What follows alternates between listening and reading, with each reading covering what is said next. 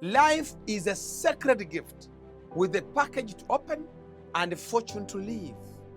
We are born with attached greatness to manifest, and our responsibility is to manifest this greatness.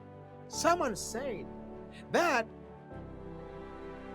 your life is God's gift to you, and the way you live your life is your gift back to God. And was asking, what kind of gift are you giving back to God?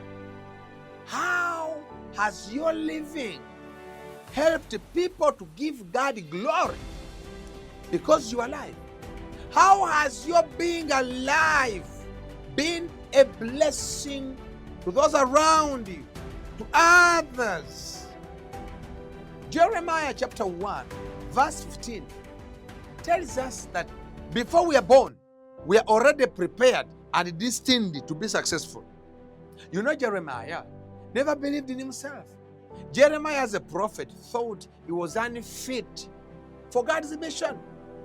He had too many excuses. And I normally tell people that every excuse turns into regret tomorrow. So we must prepare for only fewer excuses. We must live life very powerfully, that whoever sees us gives God glory, that we are around.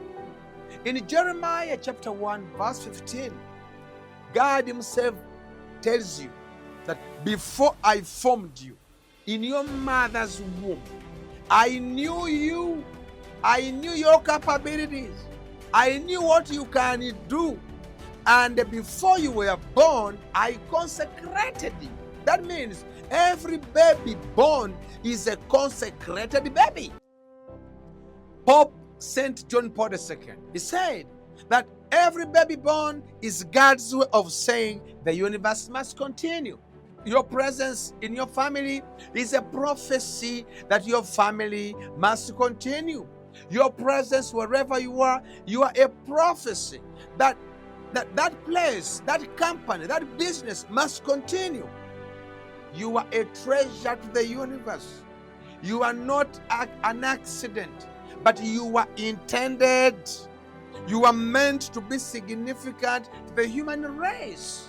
Someone said that we must be ashamed to die without any significant contribution to the human race. One of our goals must be a social contribution goal. We must have personal goals. You must have your career goals, vocational goals, but also you must have a social contribution goal. How are you going to add value to the nation? How are you going to be a blessing to the country? That is why we are here. I normally believe that poverty is a failure to discover our giftedness and how much you can achieve if you dare started to apply all your giftedness. I've discovered so many Ugandans who didn't get a chance to go to school, seeing themselves as failures. Not going to school does not make you a failure. You can still succeed even if you never went to school, because you are born with common sense. You are born with wisdom. So you can be successful as well. Listen, someone said that wealth starts from what you naturally possess. So what do you naturally possess? How are you naturally endowed? The talents, the gifts. So wealth begins from what you naturally have. That means you must do some kind of personal education. Study yourself to know your strengths, to know the opportunities God has put inside there, to discover what is your uniqueness. That's where wealth begins from. Most billionaires make their money from hobbies. What do you love to do? So you must develop what you love to do.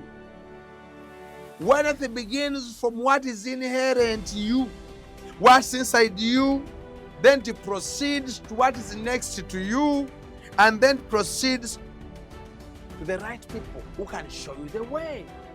The people who give you nuggets of information on how to do things.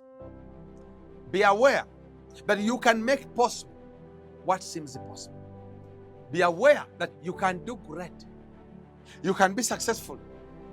Yes, your background can be poor. Your size can be undesirable. Your color can be nauseating to some people. And your appearance can be terrible. But that's not what matters. What matters is how you appreciate yourself, how you understand yourself, and how you remind yourself every day that you are never an accident. God has willed your existence and has a plan for you. These are the words that God tells Jeremiah in chapter 29, verse 11. For I know the plans I have for you, declares the Lord. No matter naysayers, I know the plans I have for you. No matter the witch doctors, no matter people who don't want you on sin, the Lord says, for I know the plans I have for you, declares the Lord. Plans to prosper you and not to harm you. Plans to give you a hope and a future. That means God has a plan for you. You just need to discover why you are here. What is special about you? God never made a mistake to allow you break into this universe. God never made a mistake to create you the way you are. However funny you look, however short, tall, beautiful, ugly, handsome, whatever people may use to describe does not matter. What matters, you are a blessing to the planet. You are alive for a purpose.